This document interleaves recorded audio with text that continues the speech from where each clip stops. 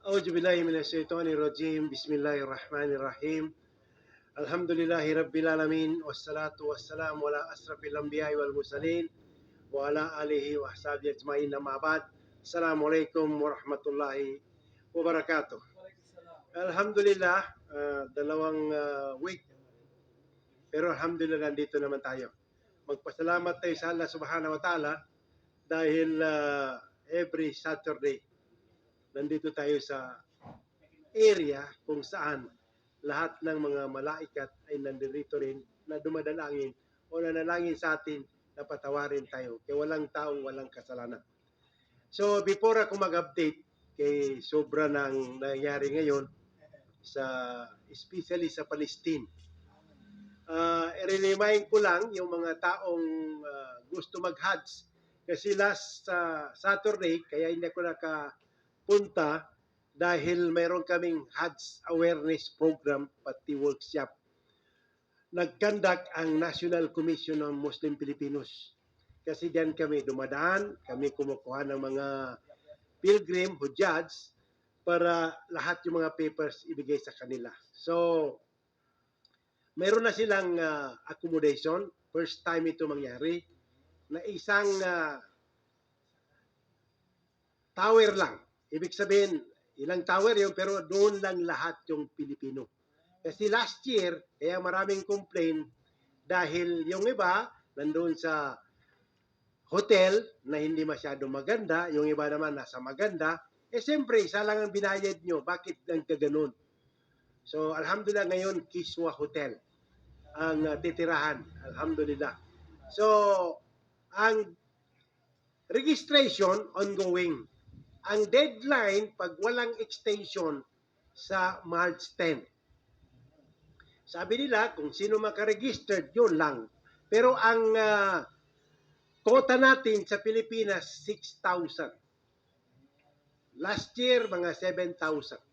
So, napag-usapan namin doon lahat yung tungkol sa pagkain dahil yun ang naging problema. Kaya may investigation hanggang sa yung secretary suspended kayon dahil doon sa pagkain. Pero hindi naman dahil sa pagkain, maghalit ka. Kaya sinasabi ko sa mga jamaan na kailangan yung sabar, mga 100 na sako ang dalhin natin. Kasi kung ang demonyo dito, mga kolpular sa rento, doon sa Saudi, mga general, mga kernel. Kasi milyon na tao, different nation, 200 nations.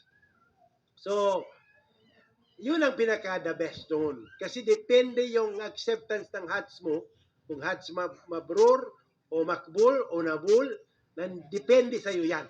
Kaya dapat makinig sa mga sheikh, mga advice nila. So, March 10 ang deadline ng registration. Ang payment, March 22. Kasi, ang Ramadan, mag-start either 11 or 12. Kala ko kasi sa 9 yung moon sighting, hindi pala sa 10. So, sa 10 na yan, maraming manalangin na hindi pa yan makita. Kaya gusto sa 12 pa magpuasa. Masyadong silid pa pag-start. Pag ano naman sa Eid al-Fitr, yung moon sighting, kahit hindi pa nakita, makita na yan. Nagmamadali masyado, pero hindi nila alam yung makukuha nila sa fasting. So, kung meron kayong tinatago, ilabas na ninyo. Kung kaya, kasi minsan, maraming tao na may kaya, pero worry sila sa kanilang mga pamilya. Kung mag-Hajj ako, konti na lang maiwan sa pamilya ko, ganito. Hoy, kahit ikaw nagbabudget sa sarili mo, ang Allah Subhanahu wa Ta'ala. Kung namatay ka, maraming tao namatay na hindi naka-Hajj pero may pera. Ang pinaka-critical doon, ang sabi ng Prophet Muhammad sallallahu alaihi wasallam, pati si Ali radhiyallahu anhu, na yung mga Muslim na may kaya at hindi nag-Hajj, pag namatay yon, parang Nasrani rin pati Yahudi. Anong pagkaiba? Subhanallah. Maganda talaga mag-Hajj ka kay mayroong gate ng paradise na Hajj ang tawag. Gate of Hajj. Kasi 8 yung gate ng paradise. So pag nag-Hajj ka, Sabi ng prophet, pagkagawasa. Kami naman, alhamdulillah, ako, basta importante, every year, nakaka-renew ako ng contract sa Allah subhanahu wa ta'ala. Walang taong walang kasalanan. Pero alhamdulillah, every year naman, kahit yun lang ang ginansya ko, rebate, ay okay na sa akin. Kaya saan tayo magpunta? Doon din. Bakit pinaplano natin ang mundo? After all, iwanan din natin. Last 2 weeks na ito, 3 yung ilinibig ko. Nasabi ko, kung hindi ka naniwala, nagsama sa akin, tingin ka na ko na. Alhamdulillah. Kasi mainit din doon sa ilalim. Wala kang... Kaya sabi ng Prophet Muhammad sallallahu always remember the destroyer of pleasure. Alalalanin mo palagi. Ano yun? Kamatayan. Every day may nakikita ka. Kahapon may binaril na naman. Masyado ang pagbaril. Kung natayapasan ka, anong gagawin, no? So ito lang, alhamdulillah, ito mga magagandang gawain ito. Every Saturday. Tignan mo si Engineer Tongkay. Nag-hajj, hindi ko sinasabi, pero ito yung dapat yung gayahin. Emulate. Tingnan mo karami ng sasakyan. Kasi binigyan ng Allah subhanahu wa ta'ala. Kasi pagkagawa sa kapag gagi. Na subhanahu, anong piliin mo diyan? Ang hindi lang niya makuha makingi, yung magdagdag. Gusto minus. Kasi siyempre, mahal niya. Walang babaeng gustong dagdagan. Huh? Pero depende na yan sa bigote. Alhamdulillah. So, yun, tandaan ninyo, pag walang extension, hanggang March 10 lang ang registration for Hajj. So, bilisan, maganda ito, inshallah. Kung sabihin, mainit ba o ano? May nagsasabi mainit, pero pag nandoon ka na, kasi bigyan ka man ng Allah ng strength kung may sincere ka masyado pag-Hajj. Yes, ang daming taong gusto, pero hindi makaya. Di na lang mo yan kayo sa boss. Meron namang gusto mag-sponsor, pero galit sa masama yung pera, wag na lang. Wala lang, kaya hindi rin accepted. Magsabi ka labay ka lahom malabay, lasad day. Kaya hindi totoo yan, wala. Kawawa ka. Hindi gagawang nangyari. So, alhamdulillah, yun yung tungkol sa Hajj. Ngayon, ang nangyari dito sa Gaza, update tayo sa yung namatay. Ang namatay na ngayon sa Gaza, 30,125 as of today.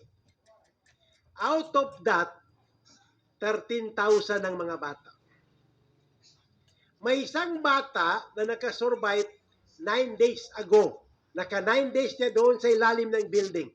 Pero na-rescue siya kahapon.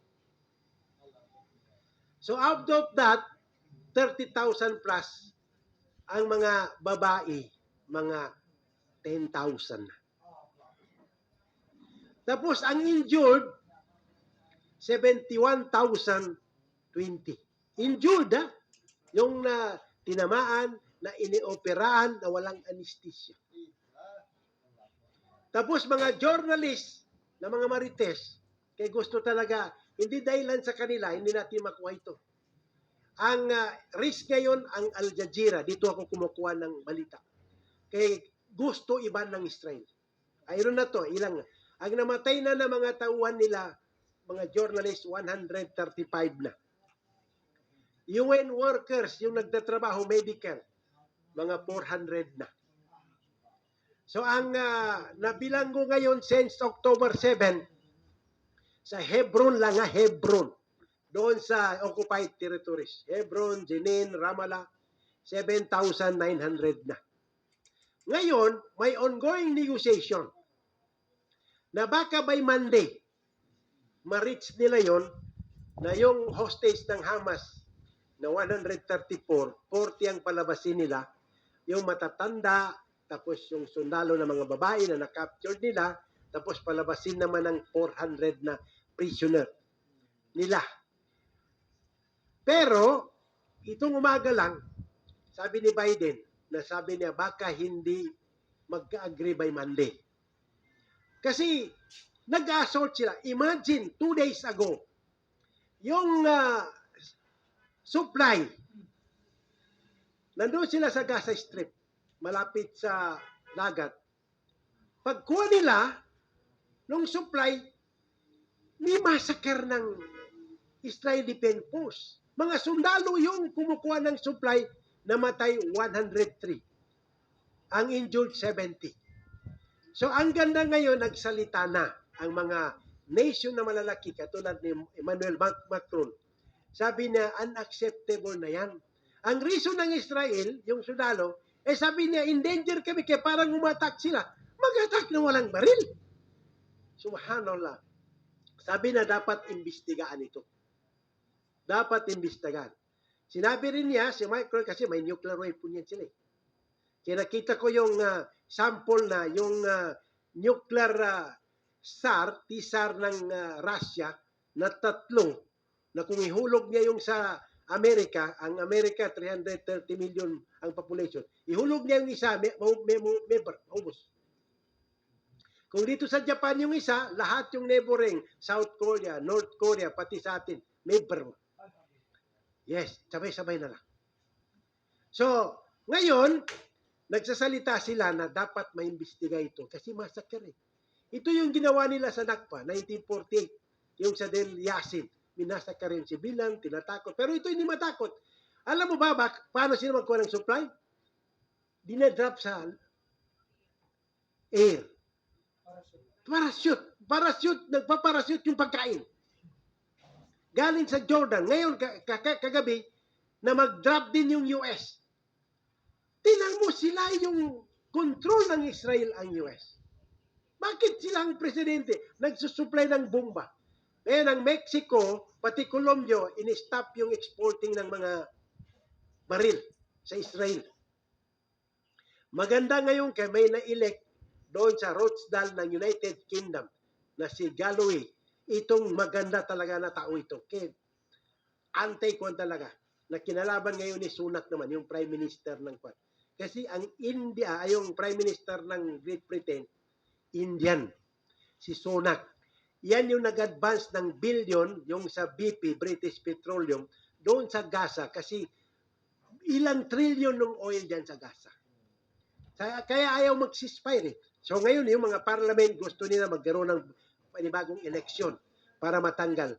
Kasi gusto ng India rin. Kasi ang US, pag namatay si Joe Biden, ang papalit yung Kamala Harris na Indian din, yung Vice President. So, magagaling naman sila. India, yes. India. Si Sunak. So, imagine that. So, ngayon, sabi nila, hindi makalabas yung hostage by Ramadan. Mag-start sila mag-invest sa Rafah. Ang Rafah naman, yung area na nandun lahat yung 1.4 million na galing sa Gaza, sa Northern Saudi, doon pinapunta. Ngayon gusto nila itulak sa Sinai. Yung wilderness of Canaan. Doon nila itulak. Sabi ng Egypt, hindi pwede yan. May sovereign ka, bakit nyo pupunta? Kaya hindi tumutulong mga Arab, yung OIC, natanggapin yung mga, kasi parang acceptance na, sabi niya, bakit sila, sabi ng Saudi Arabia, bakit sila alis? Bakit namin tanggapin na mayroon silang lupa, mayroon silang estate? Ano ba yan? Nasabi naman ng Canadian President,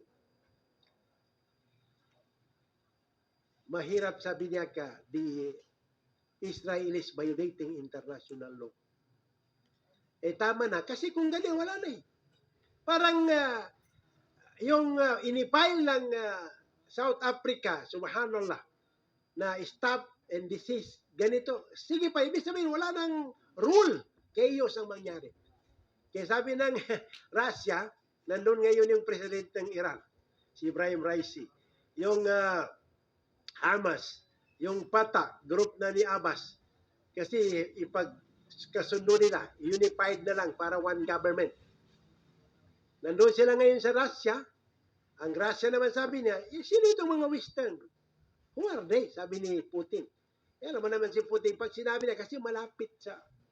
Kasi karamihan sa nuclear weapon ni Putin nasa lugar ng kwan, mga Muslim. Kazakhstan, Uzbekistan, Kyrgyzstan, Biasa saya kita libutan, arambun siya. Buba na, kuha na, subhanallah. So, diyan sila takot din. Kaya mahal ni Putin yung mga Muslim. Subhanallah. Yes, yes.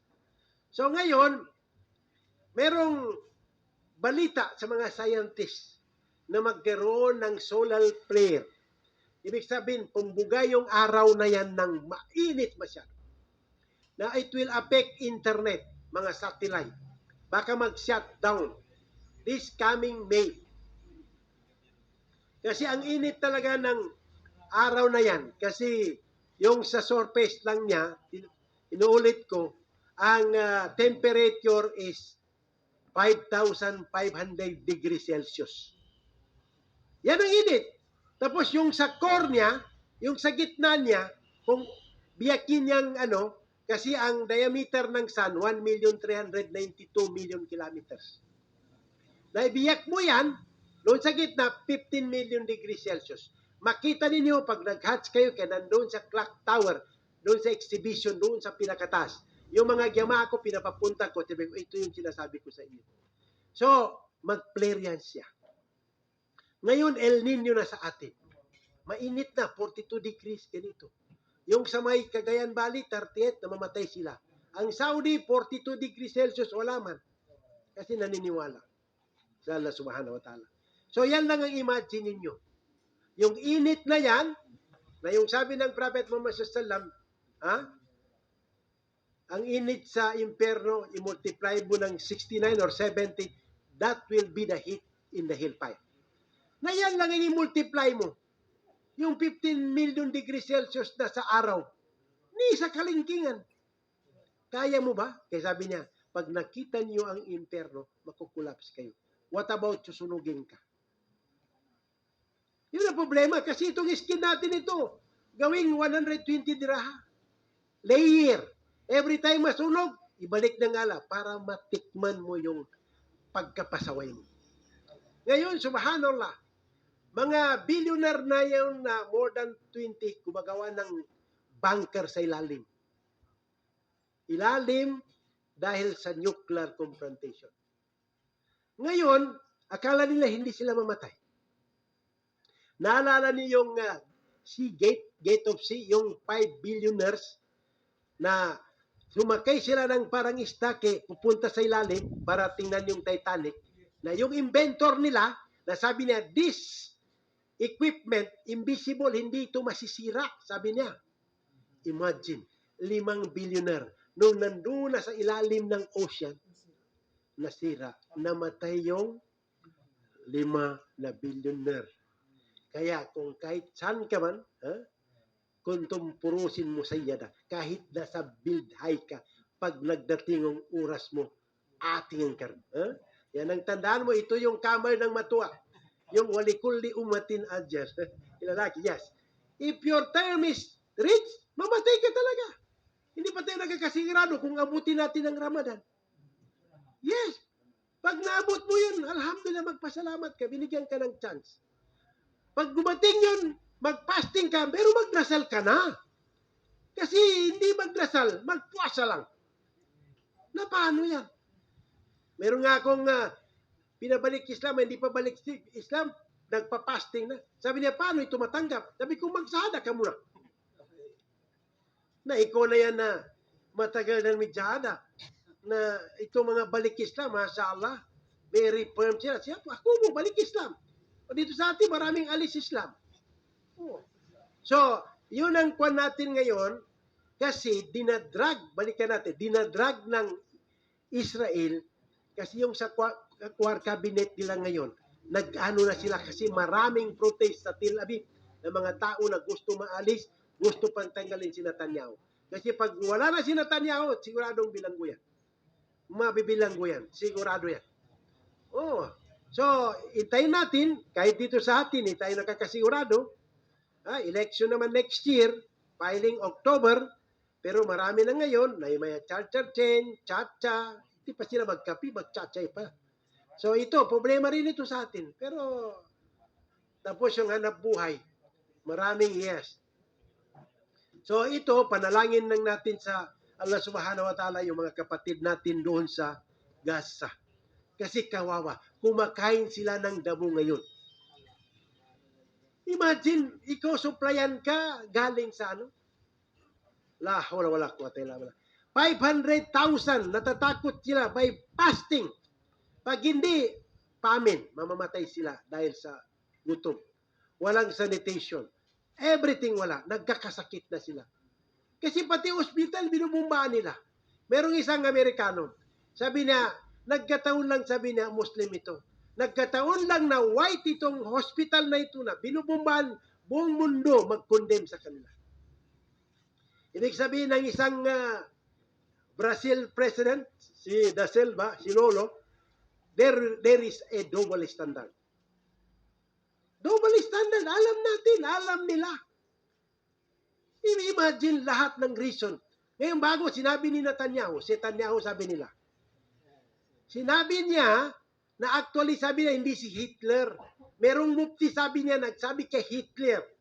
Kaya actually ayaw patayin ni Hitler yung mga Jew. Pero yung Muslim na mufti nag-decree na patayin ng mga Jew. Imagine lahat ginagawa na nila. Nakasinungalingan, subhanallah. Na merong isang tao, 3 days ago, si Aaron Basil, 25 years old, US Marine, sinunog niya ang sarili niya in front of embassy ng Israel doon sa US in support of Palestinian people. Alam mo sa Will and Testament, dapat meron tayong ganun.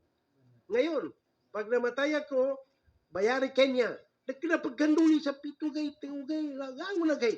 Ako nagganuli sa unan to. So, sinabi niya, lahat yung pera ko, na maiwan ko, ibigay niyo, sabi niya, sa PAN para sa children of Palestine. Meron ba makakaya sa atin ito? Hindi yung Muslim. Kaya mga ano ngayon, subhanallah, mga Arab ngayon, sabi niya, yung mga taga-Palestina, mga bata, we never call anybody. We only call Allah subhanahu wa ta'ala. Kasi wala din. Coward din, sabi ng mga kapatinan, we are 2 billion Muslim in the world. Where are you? Subhanallah. Kaya minsan, sinasabi ko palagi, pag may high blood ka, huwag ka manood ng news. Kaya baka ikaw mauna mamatay. Sa nakikita mo, yung subhanallah, yung the other day lang, 100 namatay. Minasakar, kukuha ng pagkain. What more? So, yun lang, nakatakot din sila kaya baka pagdating ng Ramadan, maraming mag-volunteer. Kasi gusto talaga. Other day, binumba naman ng Israel niya sa Syria. Nang Yemen ngayon, sobra, sikat masyado. Walang makapasok. Binubumbahan ng US, pati United Kingdom. Dahil dyan sa ano. Sabi niya, imagine, wala nang naniniwala ngayon sa United Nations. So, ito ang chaos problem. Pagka nagkahiwalay-wala yan, wala na. Kasi gusto nila yung New World Order na one currency, one religion. So, hindi makaya yun. Kasi sa atin, subhanallah, may hukor crook, hindi tayo papaya. Di ba? Kahit mamatay ka. Kahit lasinggero nga na Muslim, pagtanggalin mo ang adan, bang, magpakamatay yan. Mag-ginom nga yan ng kwan na alak yan. Mag-ginom yan. Nakita nandiyan yung kwan. Muslim ako. Hindi ako kaya ng baboy. Sabaw lang. Hindi na ubos din. Pero lasing na yan, ha? Kasi nandun yung iman. Kaya alhamdulillah, ito yung iano natin dahil dyan sa... Kasi let us not talk. Kasi 3H yan eh. Houthi, Hezbollah, Hamas. Inano na Iran. Huwag na natin pag-usapan, sabi nila muna yan. Pero ang atin naman kasi, dapat yung akida natin, tama rin. Kasi mahirap, gumagawa ka lahat, Hajj, Zakat, everything. Pero yung akida mo, sibay. Halimbawa, itong fasting natin, may mag-akida tayo na 3 o'clock, pwede na magtangas. Tatanggapin ba yun, di ba? Yung iba, saka ka maghinto magkain hanggang hindi maglukso yung kwan. Manok. Kung tinamaan niya ng bulang, naglukso, 7 o'clock, wala ka ng fasting. Subhanallah. Marami mga ganyan ba? Na nangyari na yung akida, mali, wag na. Tapos ito, merong mangyari pa rin. Ingatan yung kalamansi nyo, kaya siya kabuling. Baka mawala yan. Kasi kukunin yan, kaya lagay sa ulo ng mga bata, pati matanda, kasi biginin ng fasting. Hindi, pag ginilaw, kaya uli na. Ang kalamansi, pati nga, para sa kinilaw. Hindi para sa ulo ng magpapasting. So yung akida na yung mistake yun. So yan nga, ini-emphasize, kahit sino magalit, basta correct yung akida mo, kahit ikaw lang ang tao. Si Prophet Muhammad, kalaban niya, dahil doon sa akida niya, sahih. Di ba? Marami ngayong mga akida. Subhanallah. Pwede rin yan. Tama ba yun? Subhanallah. Mangga yun, di kalamansi. Nakulit, subhanallah. So, alhamdulillah, inshallah, next week, meron pa tayo 1 day. Is coming 9 na yung start. 9, last na, kasi baka mag-relax. So, mga 10 kayo, kaya last na yun, kaya hindi natin alam, after fasting. Baka meron dito nag-fasting na hindi na makagising. At least, naka-last time kayo sa lecture natin.